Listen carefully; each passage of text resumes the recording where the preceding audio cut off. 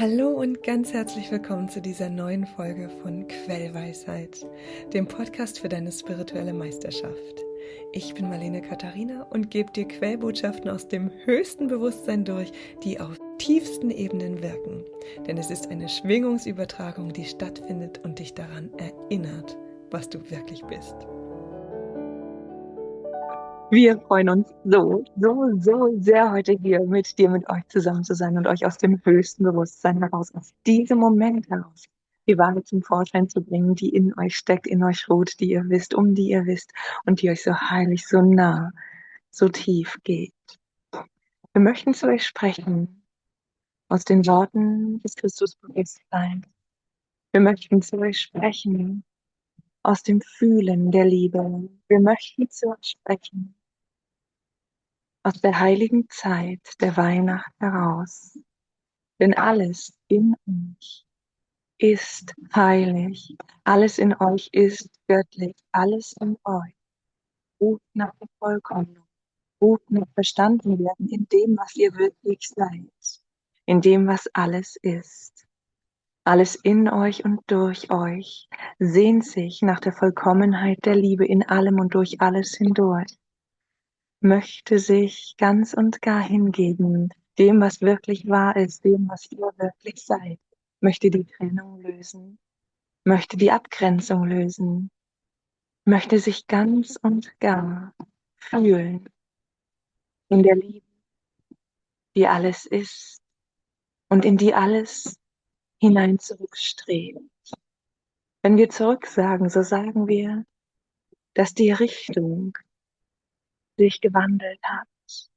Zunächst einmal ist der Mensch in seine Individualität gegangen, hat versucht, sich mehr und mehr abzugrenzen, abzuspalten, zu trennen vom Einssein, von der Göttlichkeit, vom höchsten Bewusstsein, von der Allmacht des Seins, der Liebe, der Essenz des Lichts, um sich selbst als Individuum zu fühlen, um die eigene Kraft als abgespaltenes Sein zu fühlen, zu ergründen, zu erfahren. Mit der Tiefe des Ergründens, Fühlens, Erfahrens, dieses Abgetrenntseins hat sich diese Erfahrung erschöpft. Insbesondere für all diejenigen von euch, die hier lauschen, hier mit dabei sind, sich auf diese Frequenz, diese Weisheit einlassen. Auch vom Massenbewusstsein her ist der Umkehrpunkt erreicht, der Punkt, an dem das nach außen in die Trennung, in die Abgrenzung gehen, ausgeschöpft ist. Und nun das nach innen gehen, das wieder loslassen, der Verdichtung, das sich wieder ins Einssein erlauben, erreicht. Diese Richtung ist das, was wir mit zurück meinen. Denn die Richtung hat sich gewandelt. Der Umkehrpunkt ist erreicht. Und insbesondere ihr, diejenigen, die glauben, seid auf dem Weg zurück ins Einssein, da ihr wieder loslasst, da ihr wieder sein lasst, da ihr wieder die Harmonie erlaubt, fühlt und wisst, da ihr euch nicht mehr gegen diese Harmonie wehrt, nur noch zeitweilig, nur noch in bestimmten Momenten, doch nicht mehr dauerhaft, nicht mehr als Lebensentwurf, nur noch als Möglichkeit, hier mal, dort mal, um diese Möglichkeit nicht zu vergessen, nicht zu denken, ist das, was ihr jahrelang geübt und trainiert habt, was ihr gelernt habt, gar nicht mehr existiere. Um zu wissen, dass ihr entscheidet, dass ihr wählt, das zu fühlen, was ihr wollt, dass ihr wählt, euch getrennt zu fühlen oder im Einssein, in der Harmonie, in der Liebe, in dem Sein, dem Allsein, dem Gottsein. Ihr befindet euch also zurück in dem Erlauben der Liebe, in dem Erlauben von euch, von dem, was ihr seid, von dem, was du bist, von dem, was alles ist. In diesem Erlauben gelingt es euch mal besser, mal weniger gut, euch ganz und gar hinzugeben an das tiefe Wissen, dass alles für euch geschieht und alles, was geschieht, eure eigene Wahl ist. Und so möchten wir ein paar praktische Hilfsmittel für dich, für euch mitgeben, die euch in dieser wie in jeder Zeit weiterhelfen und in eurem Sein, in eurem Einssein, in eurem euch selbst sein, in eurem Gottsein stärken, fühlen und führen. Den ersten Hinweis, den wir euch geben möchten, ist bezüglich eurer Mitmenschen, dass ihr hier und dort erleben werdet, wie ihr ungeduldig, missmutig oder unzufrieden seid. Diese Ungeduld, Unzufriedenheit, dieser Missmut entsteht meist dann, wenn ihr das, was ihr tatsächlich seid, nicht lebt. Wenn ihr euch von dem, wofür ihr euch grundlegend entschieden habt, entfernt und stattdessen wieder euren Einsatz in die Trennung bringt. Wir regen euch an, wenn Missmut, Unzufriedenheit und ein Unfrieden euch ereilen. All das, was zu euch kommt, dort zu lassen, wo es ist, und euch selbst wieder auf euch selbst zurück zu berufen. Der Missmut versucht im Außen die Schuld zu finden, im Außen zu begründen, weshalb ihr tut, was ihr tut, weshalb ihr eurem eigenen Standard nicht gerecht werdet, weshalb ihr euch aus der Harmonie löst, weshalb ihr euch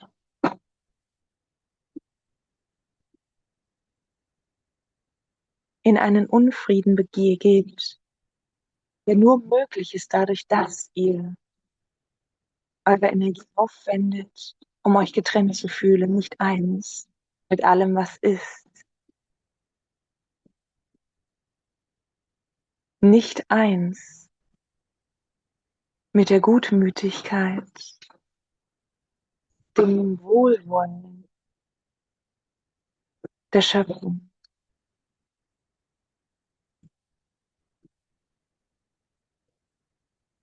Wann immer also ihr fühlt, dass ihr in die Trennung geht, dass ihr im Außen die Schuld sucht und damit dem Außen die Macht gebt, wann immer ihr fühlt, dass andere etwas hätten anders tun sollen, damit ihr eurem Standard hättet besser gerecht werden können, wann immer ihr fühlt, dass andere etwas tun sollen, damit ihr eurem Standard besser gerecht werden könnt, gebt den anderen wieder zu sich zurück und nehmt euch selbst wieder zu euch zurück. Im Praktischen kann das so aussehen, dass ihr das, was der andere euch gegenüber sagt, wandelt und als Botschaft ihm gegenüber wahrnehmt. So einfach und doch mit großem Einsatz verbunden kann es sein, bei euch zu bleiben, indem ihr, wenn ihr das Gefühl habt, im Außen du bist nicht gut genug oder du hast das und das zu sehr gemacht oder zu wenig gemacht. Diese Botschaft könnt ihr wandeln in ein Ich fühle mich nicht gut genug. Ich habe dies und das zu viel oder zu wenig gemacht. Wenn ihr also die Botschaften, die ihr an euch adressiert fühlt, zu dem Adressaten zurückgebt, so fühlt ihr Mitgefühl mit diesem Adressaten. So könnt ihr fühlen, dass das, was dieser tut, euch gegenüber, was dieser adressiert euch gegenüber, seine Frequenzlage ist. Dass dieser euer Gegenüber seine eigene Frequenz ausdrückt, mit dem, was er euch vorwirft, rät oder sagt. Es braucht ein wenig Einsatz, doch es ist sehr einfach, den Wandel zu vollziehen, dieses Seins bei ihm zu lassen, bei diesem deinem Gegenüber. Und zu fühlen, dass dein Gegenüber all das, was er dir gegenüber mit oder ohne Worten adressiert, zu sich selbst meint, in sich selbst fühlt. Denn alles, was jeder Mensch sagt, ist ein Ausdruck seiner eigenen Frequenz, seiner eigenen Schwingung. Alle Vorwürfe der Welt drücken nur das aus, was derjenige, der den Vorwurf macht, als Frequenz trägt. Diese Frequenzen können leicht übertragen werden. Wenn also jemand einem einen Vorwurf macht und dieser jemand diesen Vorwurf persönlich nimmt, so hat er die Frequenz übernommen. In dieser neuen, seiner nun Vorwurfsfrequenz seiend, fällt es ihm leicht, dem Nächsten Vorwürfe zu machen. Vielen, einem oder auch genau dem, von dem er den Vorwurf erhalten hat. Meistens jedoch wird das, was als Frequenz empfangen wird, weitergegeben. Nicht einfach nur zurückgegeben, nein, es wird verteilt. Daher ist es von so entscheidend großer Bedeutung, dass du deine Frequenz wählst, deine Frequenz und aus deiner Frequenz heraus sehst, aus deiner Frequenz heraus aussendest, aus deiner Frequenz heraus strahlst. Das eine also ist, die Frequenz des anderen bei ihm zu lassen, es als Information wahrzunehmen, die du nicht für dich aufnehmen musst. Es wie eine Bibliothek zu nehmen, mit 1000 Büchern und Buchtiteln, auf die du dich nicht einlassen musst. Wo du den Buchtitel jedoch nicht auf dich beziehst, sondern auf das Buch. Und so kannst du all die Menschen mit ihren Buchtiteln, seien sie noch so dich anregend und einladend, dieses Buch zu öffnen, zu lesen und die Frequenz zu übernehmen, so kannst du jedes Buch mit seinem Buchtitel in der Bibliothek stehen lassen, jeden Menschen mit seiner Schwingungsübertragungseinladung, mit seinem Frequenztitel, jeden Menschen kannst du einfach so sein lassen und hinnehmen, dass er dort ist mit seiner Frequenz,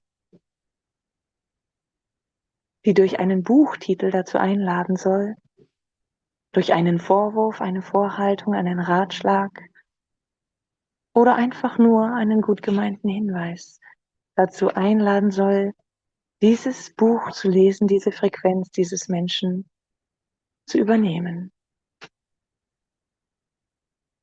Um deine eigene Frequenz nun aber zu stärken, um in deiner Frequenz zu bleiben und sie zu bewahren, gilt eben solches, nur umgekehrt. Wenn du beobachtest, dass du beginnst zu senden, wenn du beobachtest, dass du beginnst, anderen Vorhaltungen, Vorschläge, Vorwürfe in Worten, Gedanken oder Taten zu machen, so kannst du diese auch wandeln, indem du sie zu dir selbst zurücksendest. Wenn du also fühlst, dass der andere dein Feld stört, so ist deine Botschaft: Ich fühle mich durch dich gestört. Wenn du dies wandelst, so hältst du ein: Ich fühle mich durch mich gestört. Du magst dich nun fragen, wie kann das wahr sein? Wieso sollte ich mich selbst stören? Wir sagen, du störst dich genau dann selbst, wenn deine Frequenz diffus ist, nicht auf dich konzentriert, sondern im Außen. Wenn also dein Fokus im Außen ruht, so störst du mit dem Außen dich selbst, da du nicht bei dir bist, nicht bei dir bleibst, nicht ganz das machst, was dir entspricht und entspringt, sondern dich irritieren lässt von dem Außen. Außen kann dich nur so weit und nur dann beeinflussen, beeinträchtigen und in deinem Tun unterbrechen oder stören, wenn du dem Außen Realität gibst. Wenn du dem Außen Energie gibst, sodass es als Realität erscheint, wenn du dem Außen deine Macht, deine Kraft, deinen Fokus gibst. Um also ganz bei dir zu bleiben, so ruhst du deinem Fokus bei dir, behältst deinen Fokus bei dir und führst ihn wieder zu dir zurück. Ich fühle mich von mir gestört. Bedeutet, meine Energie ist nicht bei mir gesammelt, gebündelt.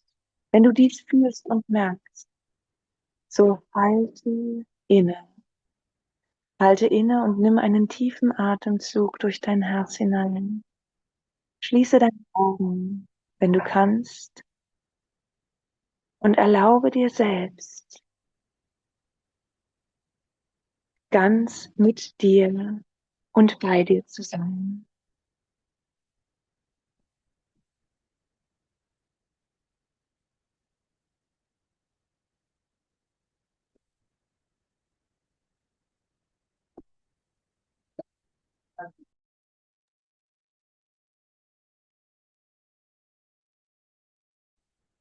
Wenn du dich also abgelenkt und gestört fühlst, durch wen auch immer, durch was auch immer, führe dich zu dir selbst zurück, indem du fühlst, dass einzig und allein dein Fokus dich wegführt und dich dazu führt, dich selbst durch deine Energie weggeben zu einem anderen Fokus hin, zu einem anderen im Außen hin.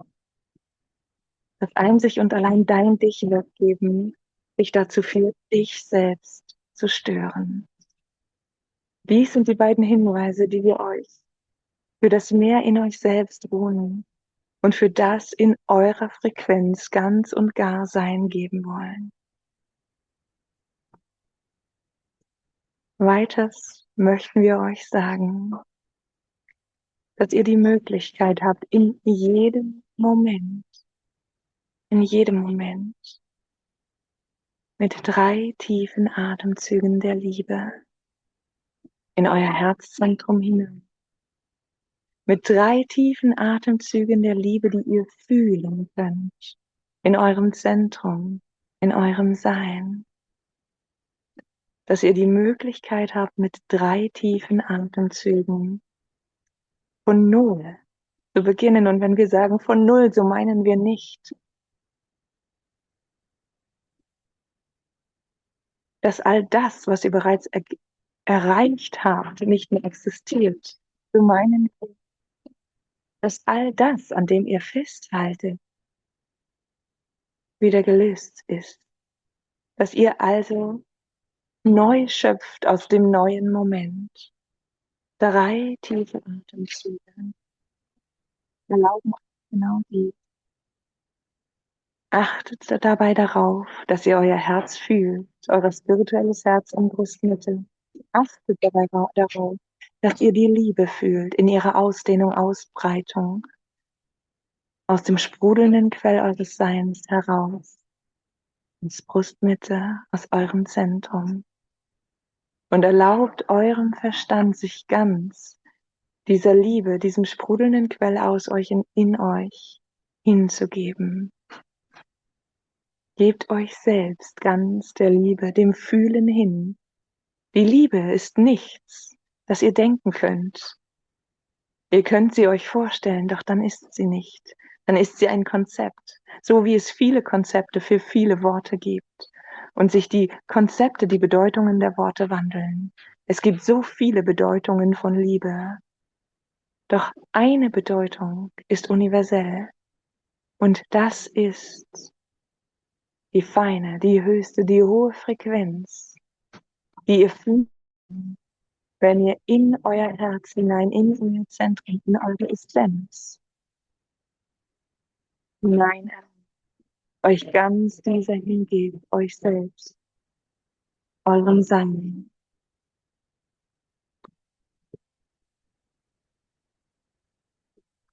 Fühlt, fühlt die Liebe, fühlt euer Sein, spürt, wie das Lächeln euren Gesichtsausdruck wandelt. Und dieser euer gewandelte Gesichtsausdruck, ein Übertragungsmoment der Glückseligkeit, des Friedens, des Wohlwollens, des Lichts ist. So einfach ist die Liebe.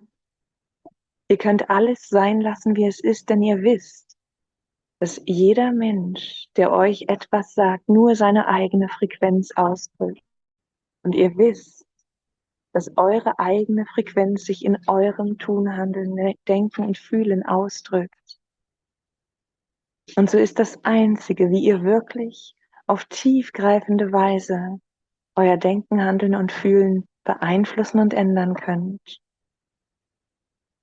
das euch besinnen auf die Möglichkeit, alles sein zu lassen, alles loszulassen und eure Göttlichkeit in euch zu fühlen, die Liebe in euch zu fühlen und zu fühlen, dass selbst die Dinge, an denen ihr festhängt, mit denen ihr verhakt und verhakelt seid, selbst die Konflikte, die ihr zu lösen sucht, nur Ausdruck eurer eigenen Frequenz sind. Dass ihr diese Ausdrücke nicht dadurch bereinigt, dass ihr die Konflikte löst, sondern dadurch, dass ihr eure Frequenz neu wählt. In der Liebe gibt es keine Konflikte. Die Konflikte entstehen dadurch, dass die Liebe verformt wird, dass die Liebe verdichtet wird und aus dieser Verdichtung heraus ausgedrückt wird, um dies und das und alles zu erfahren, die bunten Farben des Regenbogens. Doch jeder, der all diese Farben ergründet hat, der sie zu Genüge getestet, gekostet, betrachtet hat, ist bereit, zurückzukehren in die Ursprünglichkeit, die Farben zu erlauben zuzulassen und doch das Gesamte dabei nicht zu verlieren, das Gesamte dabei genießen zu können und dadurch die Farben mehr genießen zu können, die Geschmacksrichtungen genießen zu können, ohne sie zu werten, ohne sie zu urteilen. Das also geben wir dir, geben wir euch mit als Möglichkeit. Das also geben wir dir, geben wir euch mit als tiefe Ausrichtung für jeden neuen Moment, für euer neues Jahr, für euer neues Sein, für euer Neusein in jedem Moment, für euer Liebe-Sein, für euer Christus-Sein in jedem Moment. Deine Frequenz ruht in dir. Nur du kannst ihren Wandel erlauben, fördern. Nur du kannst deine Rückkehr in deine Ursprungsfrequenz, die Liebe, erlauben, fördern und genießen. Wir danken dir, wir danken euch, oh, wie sehr wir dich lieben. Wir sind die Liebe, die du bist. Wir sind die Liebe, die ihr seid. Ihr seid die Liebe, die wir sind. Ihr seid, was wir sind. Wir sind, was du bist. Und damit sind wir für jetzt, für hier vollkommen.